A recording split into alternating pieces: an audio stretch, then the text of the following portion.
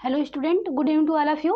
Student, आज की class में हमें बात करनी है जो बीए सेकंड सेमेस्टर है हमारा होम साइंस सब्जेक्ट, और इसमें हमें सबसे इम्पॉर्टेंट क्वेश्चन जो एग्जाम में आने वाले हैं, इससे जो भी क्वेश्चन यहाँ पे हम बताएंगे, इसे कोई भी ऐसा क्वेश्चन नहीं है जो ना आए। यानी कि हम जो भी क्वेश्चन यहाँ बताएंगे वो सारे के सारे क्वेश्चंस उसी में से आपके एग्जाम में आने वाले हैं। आप ध्यान से एक बार इस सारे क्वेश्चन को टॉपिक वाइज, आपके सिलेबस वाइज एक बार पूरा क्वेश्चन आप लोग देखिएगा। जो भी इसमें क्वेश्चंस दिए जाएंगे आपको, वो एग्जाम में आपके जरूर आएंगे। उसको आप एक बार सीक्वेंस से लिखते जाइएगा और समझते जाइएगा कि किस प्रकार के क्वेश्चन हमारे एग्जाम में आते हैं। तो सबसे पहले हम बात करेंगे क्वेश्चन नंबर 1 जो होगा हमारा। क्वेश्चन नंबर 1 में है, सबसे पहले हमारे जो पेपर का नाम है, सबसे पहले इसको हम ध्यान रखेंगे कि वस्त्र विज्ञान व परिधान का परिचय एवं परिवार संसाधन प्रबंध।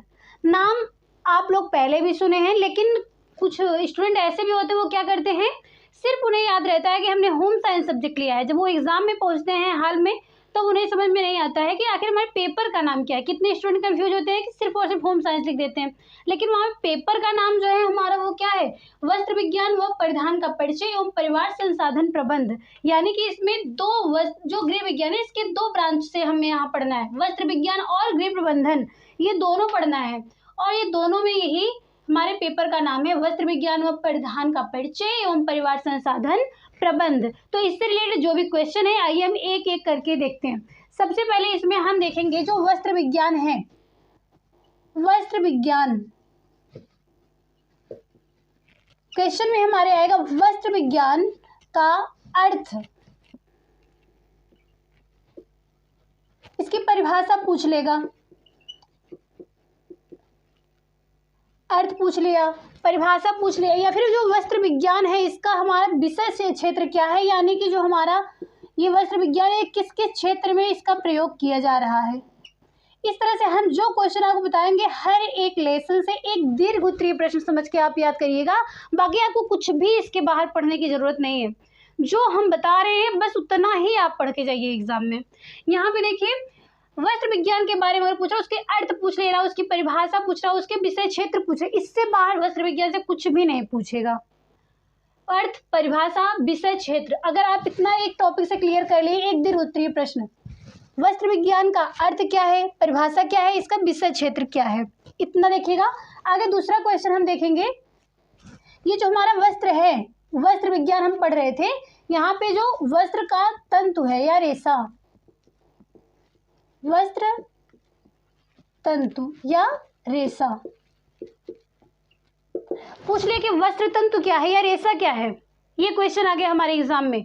तो क्या हम पढ़े थे इसके पहले कि वस्त्र विज्ञान की सबसे सूक्ष्म इकाई क्या होती है, रेशा होता है। यहीं से हमारे वस्त्रों का क्या होता है, निर्माण की प्रक्रिया प्रारंभ होती है। जिस प्रकार से हमारे शरीर की सबसे सूक्ष्म इकाई क्या होती है, कोशिका होती है, उसी प्रकार से वस्त्र विज्ञान की सबसे सूक्ष्म इकाई हमने क्या पढ़ा था कि ये रेशा होता है। तो ये हमारे एग्जाम में आया कि वस्त्र तंतु क्या होता है या फिर रेशा क्या होता है। तंतु और रेशे में बिल्कुल भी कंफ्यूज नहीं होना है, या तो तंतु पूछेगा या फिर रेशा पूछ लेगा।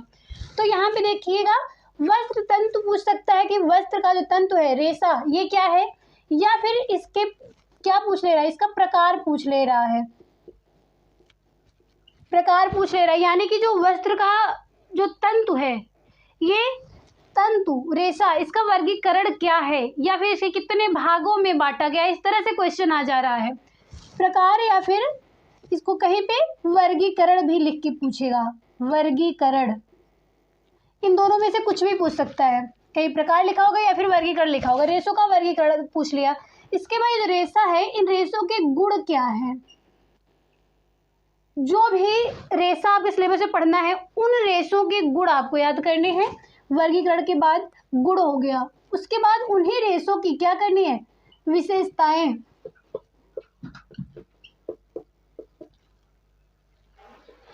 इतना आप रेशों के बारे में पढ़िएगा कि जो रेशा है वो क्या है, उसके कितने प्रकार या फिर वर्गीकरण है, उन रेशों के गुण क्या है, उनकी विशेषताएं क्या है।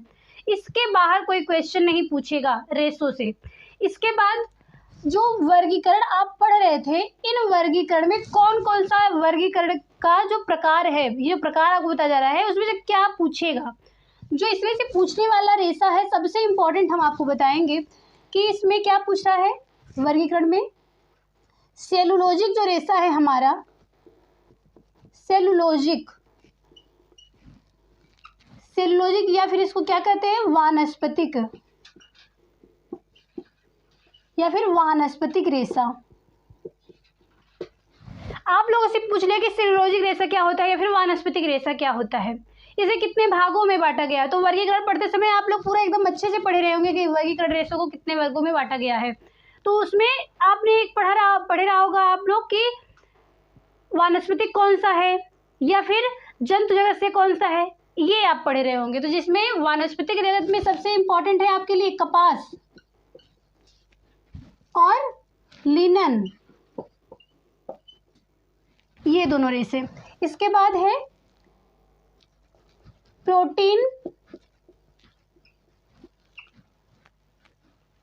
या फिर जांतव या फिर जंतु जगत से प्राप्त रेशे, जांतव रेशा कहते हैं इसको।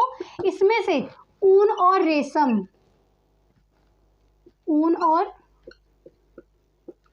रेशम। इसके बाद कृत्रिम जगत से प्राप्त जो रेशे हैं, कृत्रिम रेशा जो है इसमें से रेयान,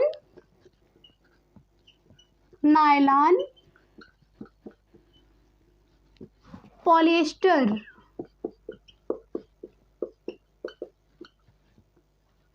ये जो रेशे हमने आपको बताए हैं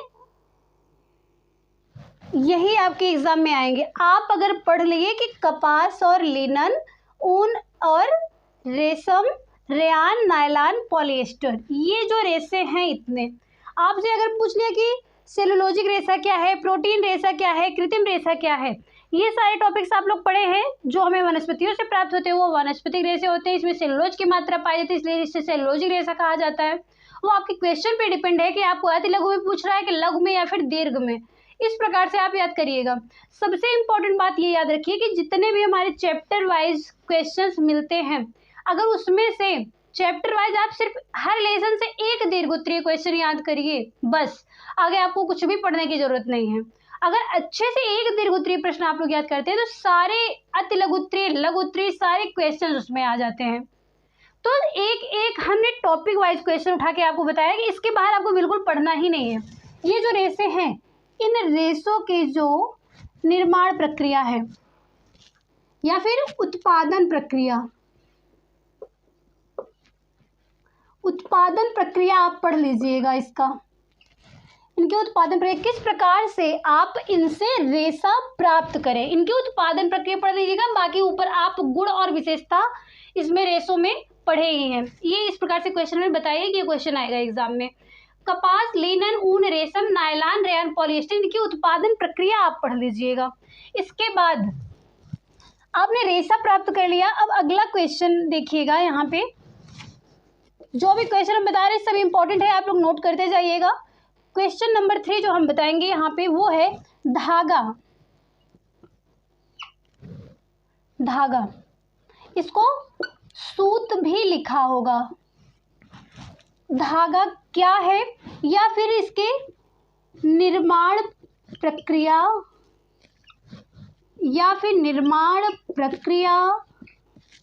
के चरण।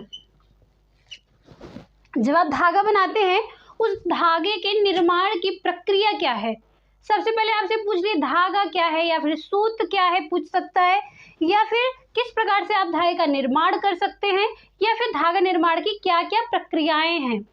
बस एक क्वेश्चन अच्छे से पढ़िएगा आप लोग, बाकी इसके अंतर्गत सारे क्वेश्चन आ जाएंगे। धागा निर्माण की प्रक्रिया या फिर प्रक्रिया के जो चरण है, कितने स्टेप में वो कंप्लीट होते हैं। इसके बाद अगला क्वेश्चन है, अगले क्वेश्चन में देखिएगा कि कताई क्या है। कताई पूछ रहा है, कताई क्या है एवं बुनाई क्या है। कताई, बुनाई, इनके बारे में क्या पूछ सकता है, इनका परिभाषा इनकी पूछ सकता है।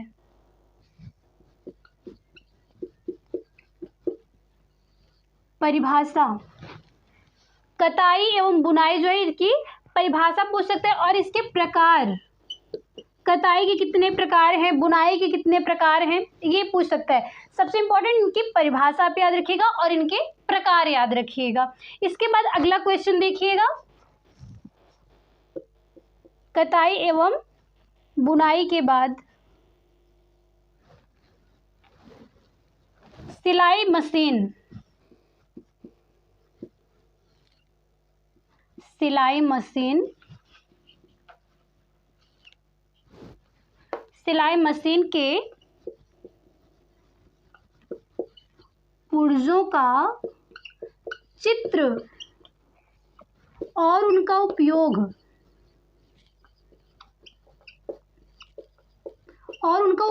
पढ़ना है आपको। आप लोग सिलाई मशीन देखे हैं, सिलाई मशीन में क्या देखे हैं आप लोग कि जो भी उसके पार्ट हैं उन पार्ट का चित्र किस प्रकार का है, वो चित्र आप याद रखिएगा। उसके बाद जो उनका उपयोग है, जैसे व्हील चेयर का क्या प्रयोग है, स्टेंसिल का क्या प्रयोग है, और इसके बाद बाइबिन होता है, इस प्रकार जो भी पार्ट है उसके उन सबका उपयोग क्या क्या है, चित्र के साथ साथ उनका उपयोग भी आप पढ़ेंगे। इसके बाद है यहाँ पे वस्त्रों का चयन, वस्त्र का चयन किस प्रकार से किया जाएगा या फिर किस प्रकार किया जाता है।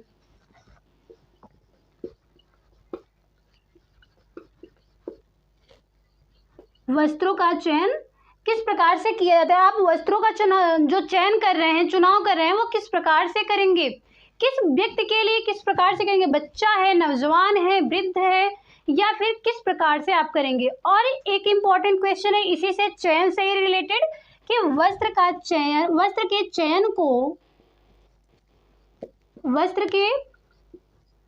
चयन को प्रभावित करने वाले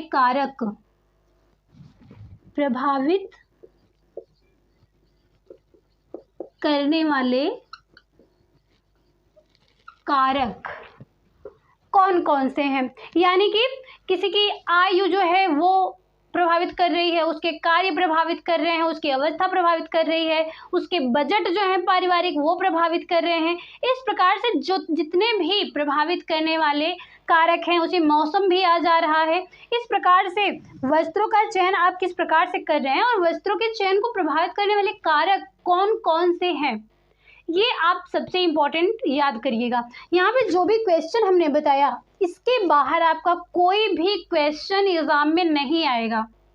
और जो यहाँ पे आप लोग बुनाई पढ़े ना, बुनाई, कताई एवं बुनाई की परिभाषा पढ़े, आप प्रकार पढ़े, और बुनाई में 2 वर्ड आता है, ताना और बाना। इन दोनों पॉइंट को आप एकदम अच्छे से याद रखिएगा। हो सकता है कि अधिकतर ये आपके क्वेश्चन जो है एग्जाम में आते रहते हैं कि ताना क्या है, बाना क्या है। अधिकतर स्टूडेंट इसमें कंफ्यूज हो जाते हैं, लेकिन आप अगर बुनाई ये अच्छे से पढ़ लेंगे ना, इनके प्रकार को पढ़ लेंगे, तो आपको एकदम अच्छे से समझ में आ जाएगा कि ताना क्या है और बाना क्या है। एक बार आपको बता दें, जो खड़ी वाली रेखा होती है ना, इसको ताना बोलते हैं, और ये जो भराई का रेशा होता है इसको क्या कहते हैं, धागा जो होता है इसको बाना कहते हैं। ये एकदम अच्छे से आप याद रखिएगा। यहाँ पे जो हमने बताया ये सब वस्त्र विज्ञान व परिधान का परिचय, इसके अंतर्गत आने वाले क्वेश्चन थे। लेकिन इसी का जो सेकंड पार्ट है, एग्जाम अलग अलग नहीं होगा, एक में ही होगा, लेकिन इसके क्वेश्चन जो आपको हम अलग से बताएंगे। इसमें सबसे इम्पोर्टेंट है गृह प्रबंध। ये क्वेश्चन 6 क्वेश्चन देते हैं। क्वेश्चन नंबर 7 आप देखिएगा यहाँ पे।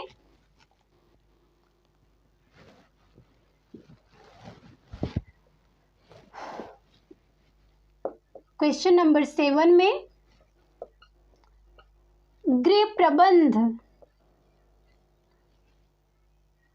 प्रबंध, इसमें से क्या पूछ सकता है आपको। इसमें पूछ सकता है अर्थ, गृह प्रबंध का अर्थ क्या है, परिभाषा इसकी क्या है, गृह प्रबंध का उद्देश्य क्या है, गृह प्रबंध का महत्व क्या है, गृह प्रबंध की क्या विशेषताएं हैं, इतने क्वेश्चन आपको एक ही टॉपिक से निकल के आ रहे हैं। गृह प्रबंध का अर्थ क्या है, परिभाषा क्या है, उसका उद्देश्य क्या है, महत्व क्या है, विशेषता क्या है। अगर आप ये पॉइंट पढ़े, इसमें से 2-3 क्वेश्चन अवश्य आपके एग्जाम में आएंगे। गृह प्रबंध का अर्थ क्या है, इसकी परिभाषा क्या है, उद्देश्य क्या है, महत्व क्या है, विशेषता क्या है। इसके बाद आप दूसरा पॉइंट इसी में देखिए, गृह प्रबंध से ही अगला क्वेश्चन है। गृह प्रबंध में आपने पढ़ा था गृह प्रबंध में मूल्य क्या है, लक्ष्य क्या है और स्तर, मूल्य, लक्ष्य और स्तर पढ़े थे आप लोग। ये हो गया गृह प्रबंध में मूल्य क्या है, लक्ष्य क्या है, स्तर क्या है, इनका उपयोग कहाँ पे कैसे किया जा रहा है। ये क्वेश्चन आपके एग्जाम में इसमें से तीनों में से कोई एक भी आ सकता है या फिर ये तीनों एक साथ पूछ लिए जाते हैं। इसके बाद है गृह प्रबंध के बाद इसी में क्वेश्चन नंबर 9 में देखिएगा, जब आप कोई कार्य कर रहे हैं, गृह प्रबंध करें, तो आपको थकान भी लगती है। तो थकान में क्या, थकान क्या है, थकान क्या है और थकान के प्रकार, थकान कितने प्रकार के होते हैं, थकान क्या है, थकान के कितने प्रकार हैं, शारीरिक, मानसिक, आप जो इसमें पढ़े हैं। थकान के प्रकार, थकान के प्रकार के बाद इन्हें थकान को दूर करने के उपाय, ये हो गया। इनमें से कोई भी पूछ ले, थकान क्या है, उसके प्रकार कौन कौन से हैं, उसके बाद जो थकान हमारा है उसके प्रकार क्या क्या हैं। अगला क्वेश्चन देखिएगा, क्वेश्चन नंबर 10 है कार्य सरलीकरण। कार्य सरलीकरण क्या है, इसके बाद कार्य सरलीकरण क्या है, फिर इसी के अंतर्गत आप देखिएगा क्वेश्चन नंबर 11 में पारिवारिक बजट क्या है, पारिवारिक बजट। और इसी पारिवारिक बजट में आप आय, व्यय और बचत भी पढ़े हैं। पारिवारिक बजट में आपको ये सारे क्वेश्चन देखने को मिलेंगे, यानी कि जो भी पॉइंट हमने बताया वो एकदम अच्छे से आप याद रखिएगा। और जो कार्य सरलीकरण है, इस कार्य सरलीकरण में आप इनके अंतर्गत जो यंत्र आ रहे हैं वो भी आप जो घर में हर रोज यूज कर रहे हैं वो भी याद रखिएगा। उनका प्रयोग क्या है, किस प्रकार से वो प्रयोग किए जा रहे हैं, जो यंत्र है हमारे पास उनका उपयोग आप याद रखिएगा। एक बार पूरा जितना क्वेश्चन हमने बताया है एक बार फिर से रिपीट करते हैं कि कौन कौन से हमारे एग्जाम में आ रहे हैं। यहाँ में जो भी मैंने क्वेश्चन बताया है वो सारे आपके एग्जाम में पूछे जाने वाले इंपॉर्टेंट क्वेश्चन, इसके बाहर आपको कोई भी क्वेश्चन देखने को नहीं मिलेगा। वस्त्र विज्ञान का अर्थ पूछा या परिभाषा, विषय क्षेत्र, वस्त्र तंतु यानी कि रेशा क्या है, प्रकार, इसका वर्गीकरण, इन रेशों के गुण। और रेशों के गुण आपको बस उतने ही रेशों के गुण पढ़ने हैं जितने आपके सिलेबस में हैं। कौन कौन से हैं, कपास, लिनन, ऊन, रेशम, रेयान, नायलॉन और पॉलिएस्टर। इतने ही रेशों को आपको याद करने हैं, इनके गुण याद कर लीजिएगा और इनकी विशेषताएं। उसके बाद धागा क्या है, धागा के निर्माण के जो विभिन्न जो चरण हैं, जो स्टेप हैं वो याद करना है। कताई और बुनाई क्या है, इनकी परिभाषा और इनके प्रकार। सिलाई मशीन के क्या पुर्जे जो हैं उनका चित्र, इसके बाद इनका क्या उपयोग है। फिर वस्त्र का चयन किस प्रकार से किया जाएगा और वस्त्रों का चयन करने की जो प्रक्रिया है इसको प्रभावित करने वाले कारक कौन कौन से हैं। इसके बाद अगला क्वेश्चन, गृह प्रबंध का अर्थ, इनकी परिभाषा, गृह प्रबंध करने का उद्देश्य क्या है, गृह प्रबंध का महत्व क्या है, इनकी विशेषताएं क्या है। इसके बाद गृह प्रबंध में मूल्य, लक्ष्य और स्तर क्या क्या है। इसके बाद इसमें थकान, थकान का अर्थ, प्रकार, थकान को दूर करने के उपाय, कार्य सरलीकरण क्या है, इसके जो सहायक यंत्र हैं ये याद रखना है आपको। पारिवारिक बजट, पारिवारिक बजट के अंतर्गत क्या क्या है, आय, व्यय और बचत, इसमें आप अच्छे से पढ़ लीजिएगा। आय किस प्रकार से हमें प्राप्त हो रही है, इसमें प्रत्यक्ष आय कौन सी है, अप्रत्यक्ष क्या है, व्यय क्या कौन कौन से हैं, उसके बाद बचत किस प्रकार से किया जा रहा है, और बजट क्या है, बजट के प्रकार कौन कौन से हैं, ये सारे पॉइंट आप लोग एकदम क्लियर याद कर लीजिएगा। इसका एक बार आप स्क्रीनशॉट ले लीजिए या फिर इसको नोट डाउन कर लीजिए।